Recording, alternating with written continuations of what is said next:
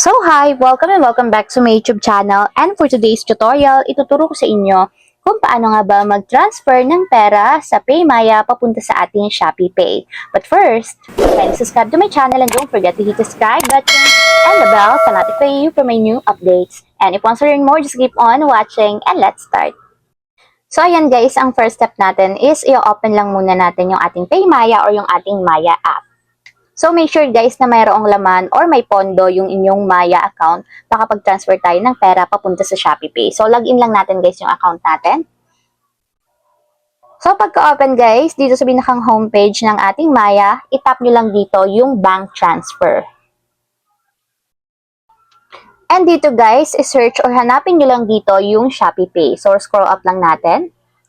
And ayan guys, ito yung Shopee Pay. Tap nyo lang.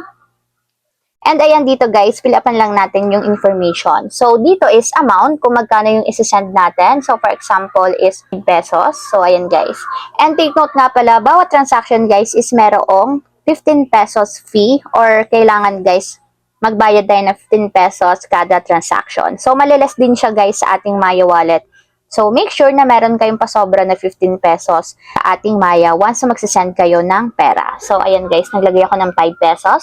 And sa purpose guys, required din yan. So, kailangan lagi tayong may provide. So, payment na lang yung ilalagay ko. Yung purpose guys is reason kung bakit kayo magsisend ng pera. Naman tayo guys sa account details. So, dito sa account number, ilalagay nyo lang yung phone number ng Shopee Pay na pagsasandan ninyo. So, ito guys yung 11-digit number. So, since nga guys, pag may Shopee Pay kayo, syempre meron niyang account number which is yung contact or phone number mismo ng owner. So, ilalagay nyo lang guys dito yung 11-digit phone number ng Shopee Pay. So, ayan guys, after nyo mailagay yung 11-digit mobile number ng Shopee Pay, so, lagay nyo naman yung account name ng pagsasendan din ninyo sa Shopee Pay. So, dapat guys magkatugma yung account number and account name ng destination account. And ayan guys, after yung may lagay yung amount, purpose, and then account details, tap na natin dito yung continue. And ayan guys, ito yung confirmation. So, double check nyo yung information.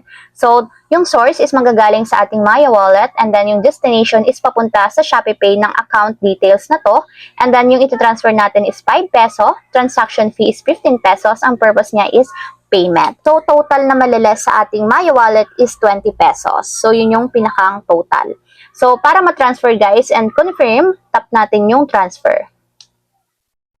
So, may magsasend na OTP code sa ating 11-digit mobile number ng ating Maya. So, lagyan nyo lang dito sa blank boxes yung OTP. So, ayan guys, tap na natin yung verify. So, ayan, i-view natin yung receipt guys. And ito yung ating pinakang confirmation receipt. So, save nyo to guys para in case meron kayong reference or katunayan na nag-send na kayo ng pera galing sa PayMaya or Maya papunta sa ating Shopee Pay. So, screenshot nyo lang to guys. And ayun lang, ganun lang kasimple kung paano nga ba mag-transfer ng pera sa PayMaya or Maya papunta sa Shopee Pay. But if you have a question, can you comment down below and don't forget to hit the subscribe button and the bell to notify you for my new updates. And thank you for watching!